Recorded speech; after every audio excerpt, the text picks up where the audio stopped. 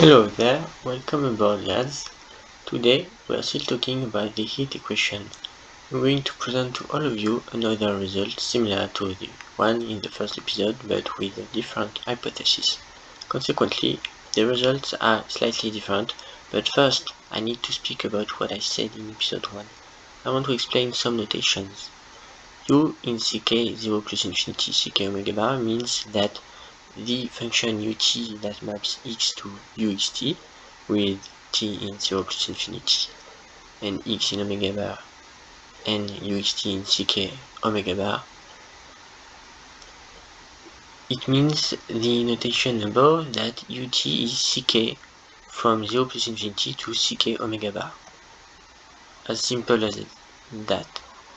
Also, what I said on the heat kernel to prove that U is in L2 0 infinity H1 0 omega was not necessary, because we only need to look at the following equality that we proved in episode 1, the equality 6. This equality becomes the integral from 0 to big T of the L2 norm of gradient of ut squared dt equal to one half the L2 norm of u0 squared minus 1/2 the L2 norm of ut squared. We showed previously with 4 that u is continuous from 0 infinity to h2 omega intersect h1 0 omega. This means that the L2 norm of u0 squared and the L2 norm of ut squared are bounded because ut denotes an element of L2 omega, that is to say the function that maps x to uxt with big T fixed, big T strictly positive. More precisely, the function that maps x to uxt is in h2 omega intersect h1 0 omega, and u0 is in L2 omega by hypothesis, since h1 0 omega is included in L2 omega by definition. We deduce from 6 that the integral from 0 to big T of the L2 norm of the gradient of ut squared is finite for all big T strictly positive. As it is true for all big T strictly positive, we have u is in L2 0 infinity h1 0 omega by definition of this notation, and because the L2 norm of the gradient of ut squared can be considered as an equivalent norm on h1 0 omega to the usual norm.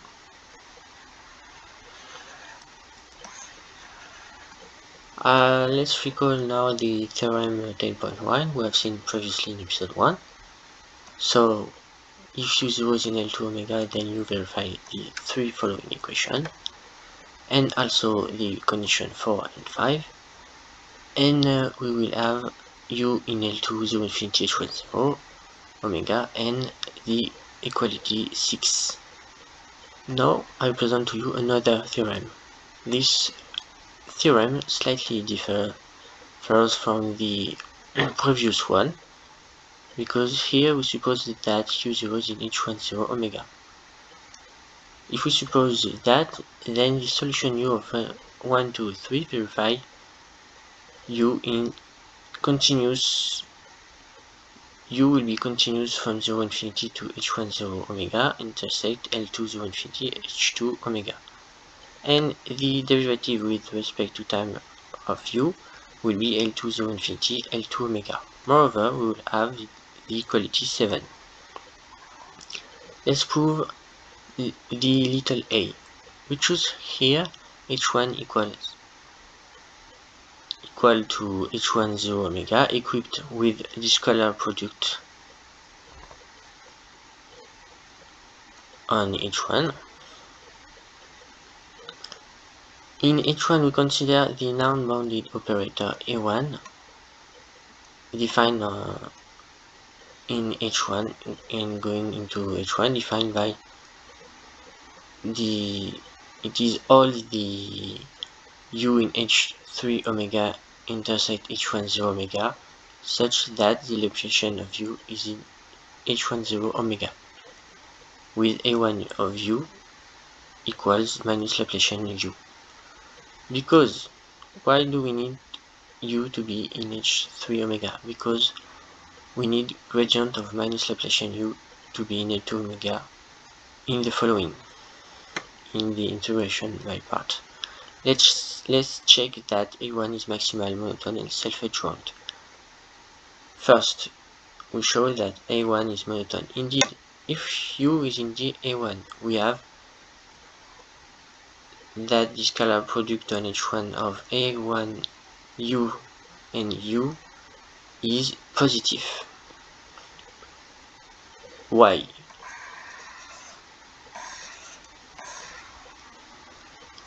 First, let's recall the divergence theorem. The integral on omega of divergence f dx is equal to the integral of the scalar product of f and the outward normal derivative on the boundary of our domain omega, with the divergence of f being the sum from e equal 1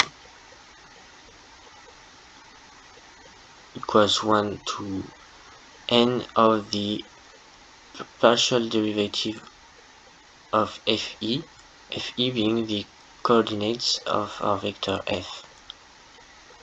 Let's look at the divergence of a product. The divergence of a product is simply being written as follows.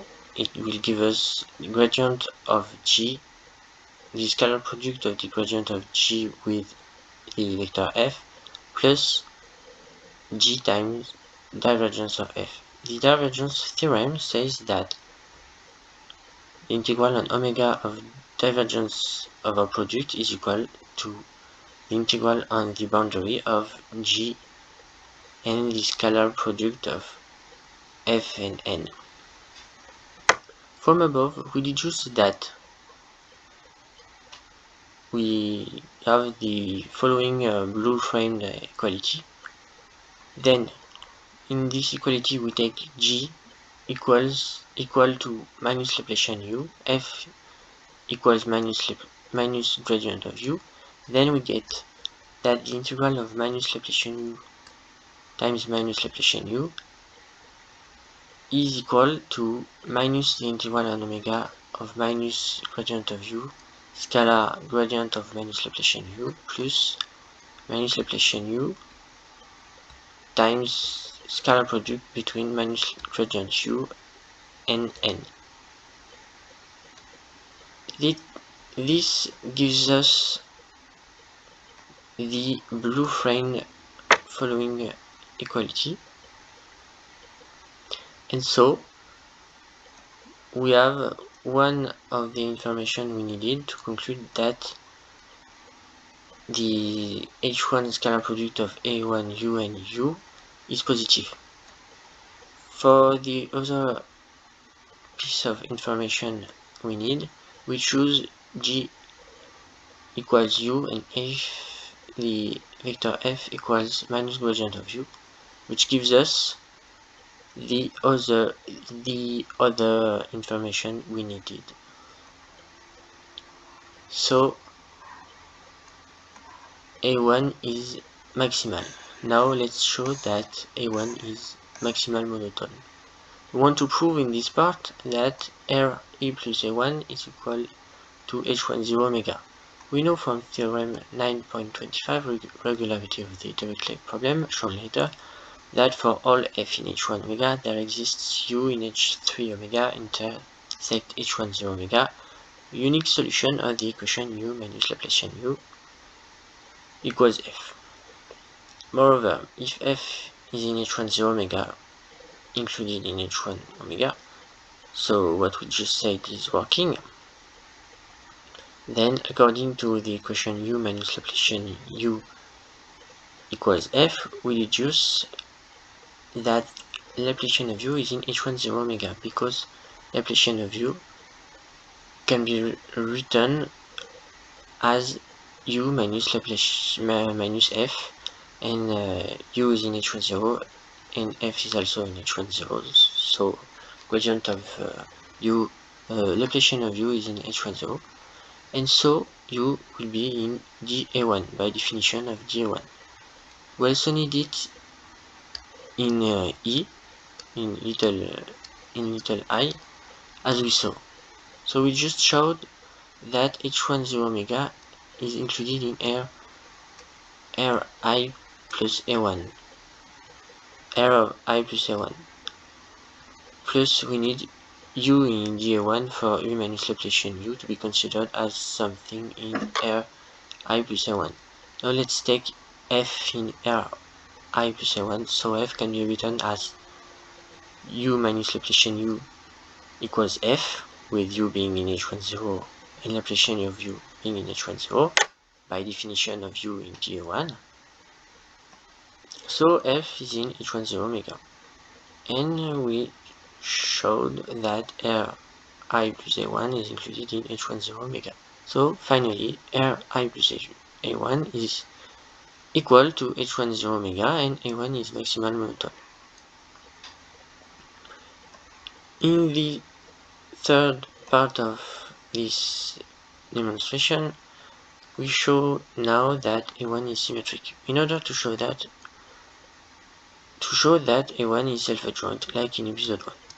If UV is in R in the A1, we have that the scalar product on H1 of A1 UV is equal to the scalar product of U and A1V.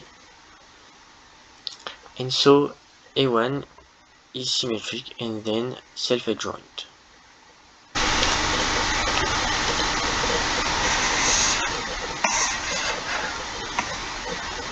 We now apply the theorem 7.7 like in episode 1. We see that if U0 is in H10 omega, there exists a unique solution of 1, 2, 3 that coincides with the solution obtained in episode 1 due to uniqueness, such that U is continuous from 0 infinity to H10 omega.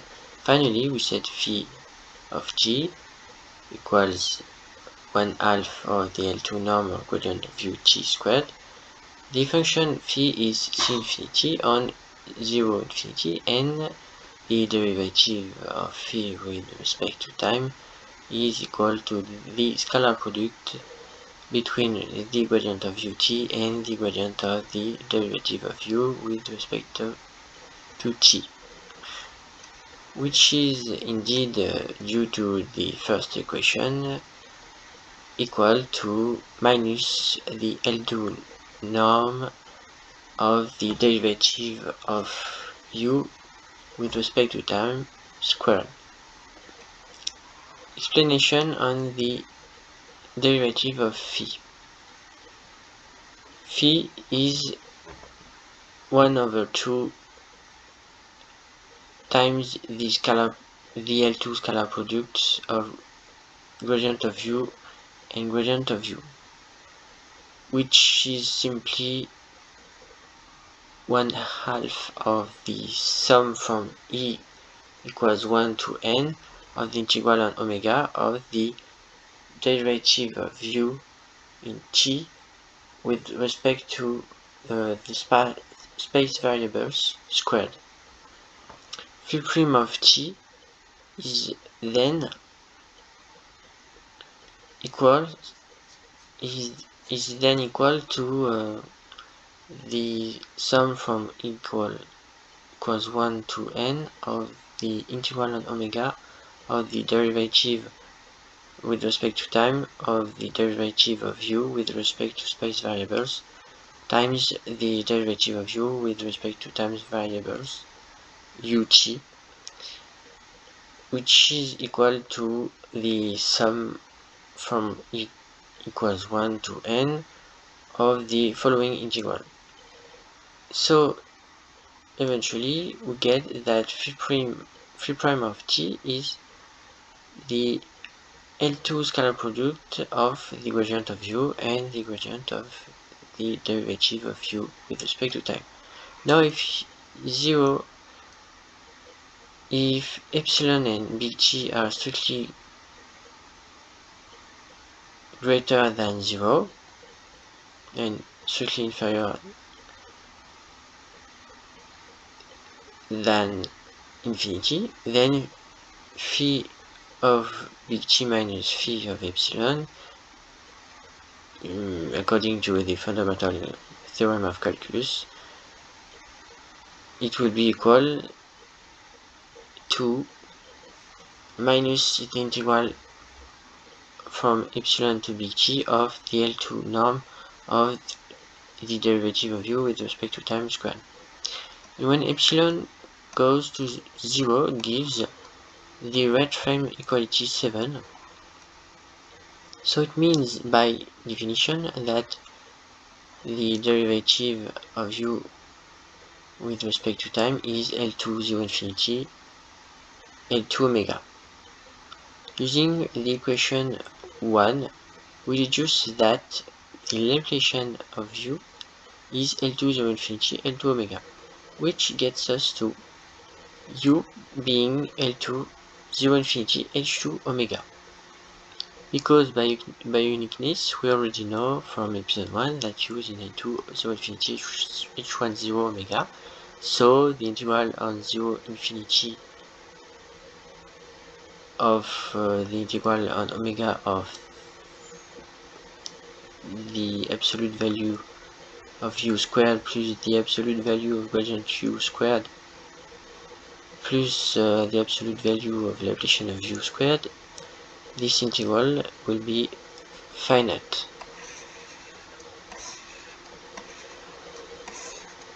Now we talk about the b of our theorem. In the little b, we suppose that u0 is now in H2 omega intersect H1 0 omega. Then we have u in C0 infinity H2 omega intersect L2 0 infinity H3 omega. And the derivative with respect to t will be L2 0 infinity H1 omega. Let's prove this. We are working from now on in the Hilbert space H2 equals H2 omega intersect H1 0 omega endowed with the following scalar product. In H2, we consider the non-bounded operator A2 going from H2 to A2 to H2 defined by all the u in H4 omega such that u is in H1 0 omega and Laplacian of u is H1 0 omega with as usual A2 u equals minus Laplacian of u. We can verify quite easily with the same way than before that A2 is maximal monotone and self-adjoint in H2.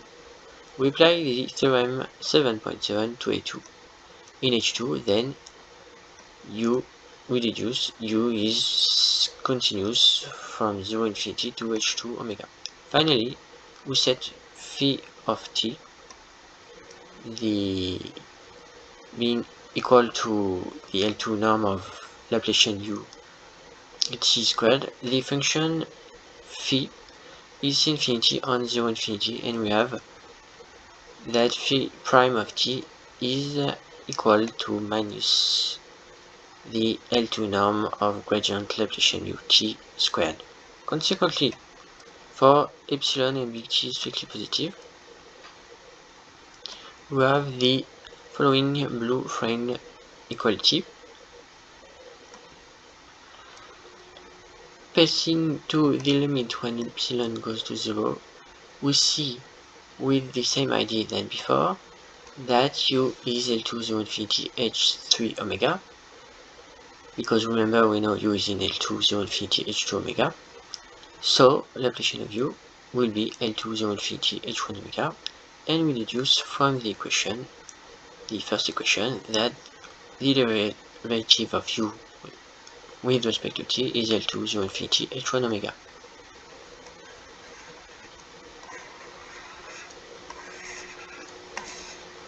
Eventually, let's deal with the C of our theorem. Suppose that u0 is in hk omega for all k, and verify the compatibility relation 8, which is u0 equals Laplacian u0 equals Laplacian g u0 equals 0 on omega on the boundary for all j integers. Then u will be C infinity on omega bar times 0 infinity. Let's prove the little c. We consider ourselves in H equal to L2 omega.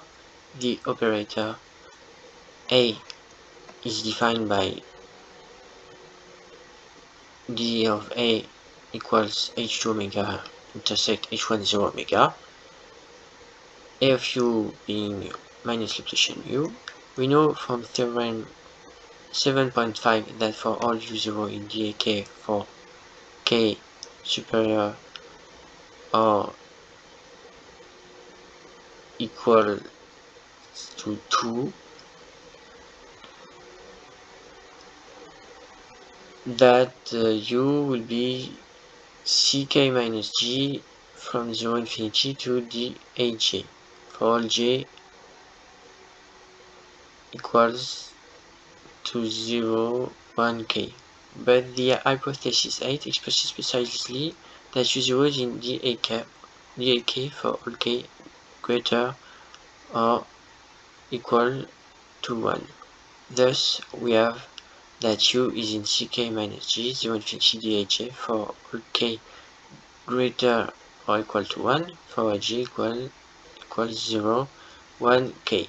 Using the same method that we saw in episode 1 for theorem 10.1, we can conclude that u is in C infinity omega bar times 0 infinity. Why is it verified for k greater or equal to 1? We know that it works for k greater or equal to 2. So we have u in C2 minus g 0 infinity dAj for g equals 0, 1, 2, which gives us u in C2 0 infinity dA0 intersect C1 0 infinity dA1 intersect C0 0 infinity dA0.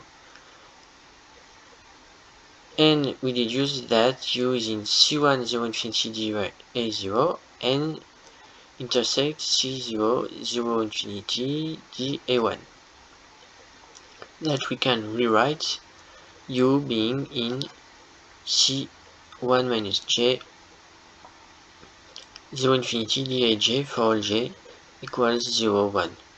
And so it works with k equals 1.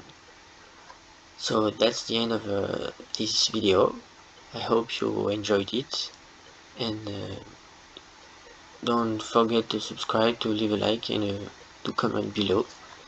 And episode 3 will arrive soon. Thanks for watching.